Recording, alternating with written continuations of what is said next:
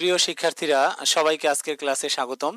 আজকের ভিডিওতে আমরা খুবই গুরুত্বপূর্ণ একটি অ্যাপ্লিকেশন লিখতে শিখব, আর তা হচ্ছে a seat in the school hostel, অর্থাৎ স্কুলের হোস্টেলে একটি সিটের জন্য আবেদন। পরীক্ষায় ভালো নম্বর পাওয়ার জন্য এটি কিভাবে একদম সহজ ভাষায় সহজ শব্দ দিয়ে লিখতে হয় তা আজ আমরা ধাপে ধাপে দেখব।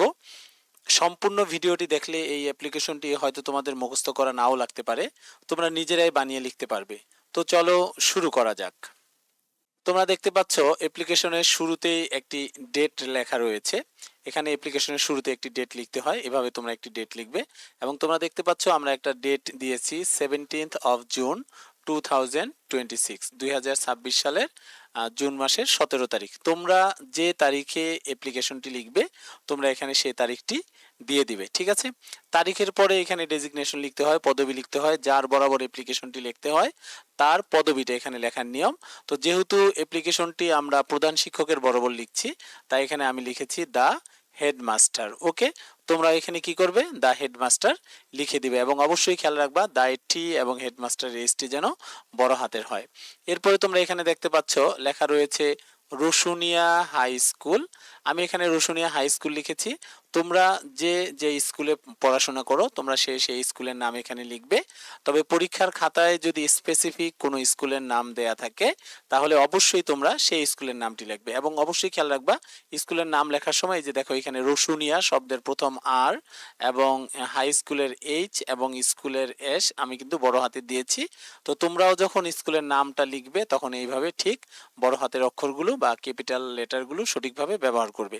এরপরে আমরা এখানে অ্যাড্রেসের জায়গায় দিয়েছি সিরাজদি খান এবং পরবর্তীতে মুন্সিগঞ্জ। যেহেতু রসুনিয়া হাই স্কুলটি মুন্সিগঞ্জ জেলার সিরাজদি খান উপজেলায় অবস্থিত, তাই আমি এখানে সিরাজদি খান মুন্সিগঞ্জ লিখেছি। তোমরা যে স্কুলের নামটি ব্যবহার করবে সেই স্কুলের ঠিকানাটি এখানে দিয়ে দিবে। তবে পরীক্ষার প্রশ্নে যদি কোনো স্পেসিফিক ঠিকানা বা জেলার নাম দেয়া থাকে তোমরা সেই ঠিকানা বা জেলার নামটি ব্যবহার করবে, ঠিক আছে। এরপরে দেখো অ্যাপ্লিকেশনের এই পর্যায়ে এখানে সাবজেক্ট লিখতে হয়। তোমরা সুন্দর করে সাবজেক্ট লিখবে এবং তোমরা দেখতে পাচ্ছ আমি একটি সাবজেক্ট লিখেছি application for a seat in the school hostel, ঠিক আছে। সাবজেক্ট মানে হলো বিষয়, আসলে অ্যাপ্লিকেশনটি যে বিষয় নিয়ে লিখতে হয় এখানে সেই বিষয়টি লেখা হয়েছে। তো অ্যাপ্লিকেশনটি যেহেতু স্কুলের হোস্টেলের একটি সিটের জন্য, তাই এখানে আমরা লিখেছি application for a seat in the school hostel. Okay, এরপরে তোমরা দেখতে পাচ্ছ এখানে আমি স্যার লিখেছি, স্যারের পরে একটি কমা দিয়েছি। তো এখানে সম্বোধন সূচক বাক্য এখানে স্যার লিখতে হয় এবং স্যারের এসটি কি করা হয়েছে এখানে তোমরা দেখতে পাচ্ছ বড় হাতের অক্ষর হয়েছে, ঠিক আছে।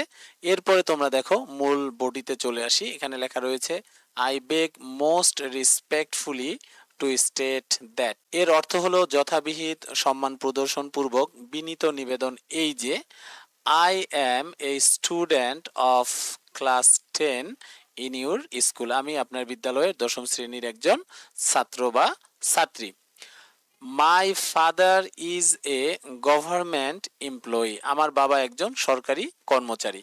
মাই father is a government employee. Okay, এরপরে তোমরা দেখতে পাচ্ছ এখানে লেখা রয়েছে recently he has been transferred. সাম্প্রতিককালে সে বদলি হয়েছে ফ্রম মুন্সিগঞ্জ টু ঢাকা।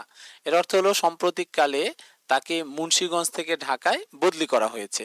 ওকে, এরপরে তোমরা দেখতে পাচ্ছ our family is moving there very soon. আমার পরিবার শীঘ্রই সেখানে চলে যাবে। ওকে, তোমরা এই অংশটি সুন্দর করে লিখবা। এরপরের লাইনটি বা সেন্টেন্সটি তোমরা দেখো আই হ্যাভ নো রিলেটিভস। আমার কোনো আত্মীয় স্বজন নেই হিয়ার এখানে টু স্টে উইথ, যার সাথে থাকা যায়। তার মানে এখানে থাকার মতো আমার কোনো আত্মীয় স্বজন নেই।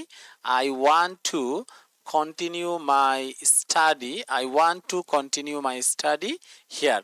আমি আমার পড়াশোনা এখানে চালিয়ে নিতে চাই ইন দিস স্কুল, এই বিদ্যালয়ে। ওকে, এরপরে তোমরা লিখবে so I am badly in need of a seat in the school hostel to continue my education. এর অর্থ হলো আমার পড়াশোনা চালিয়ে নেওয়ার জন্য এই স্কুলের হোস্টেলে আমার একটি সিট খুবই প্রয়োজন। ওকে, এবং তোমরা খেয়াল করবে এরপরে আমি কি লিখেছি I therefore pray and hope that. অতএব বিনীত প্রার্থনা এবং আশা এই যে you would be you would be kind enough আপনি অনুগ্রহপূর্বক to allot me a seat in the school hostel and oblige thereby, স্কুলের হোস্টেলে আমাকে একটি সিট বরাদ্দ দিয়ে বাধিত করবেন। ওকে, এরপরে তোমরা এখানে লিখবে ইউরস ফেথফুলি, আপনার বিশ্বস্ত, এখানে একটি তোমরা কমা দিয়ে দিবে। নেমের জায়গায় তোমরা এখানে আমি নেম লিখেছি মোবাশ্বেরা, তোমরা এখানে তোমাদের নাম লিখে দিবে। ক্লাসের জায়গায় তোমরা তোমাদের ক্লাসটি এখানে লিখবে এবং সেকশনের জায়গায় তোমার যার যার সেকশন রয়েছে এবং সেকশনের জায়গায় তোমাদের যার যে সেকশন রয়েছে সেই সেকশনটি এখানে দিবে এবং যার যার রোল নাম্বার এখানে বসিয়ে দিয়ে অ্যাপ্লিকেশনটি শেষ করবে। অ্যাপ্লিকেশনটি খুবই ছোট্ট একটি অ্যাপ্লিকেশন, মাত্র 126টি ওয়ার্ড ইউজ করে অ্যাপ্লিকেশনটি লেখা হয়েছে। এবং তোমরা যারা আমার এর আগের ভিডিওতে অ্যাপ্লিকেশন ফর এ ট্রান্সফার সার্টিফিকেটটি পড়েছো, তোমরা দেখবে যে ওই অ্যাপ্লিকেশন এবং এই অ্যাপ্লিকেশনের মধ্যে আমার মনে হয় শতকরা 80%ই সেম রয়েছে।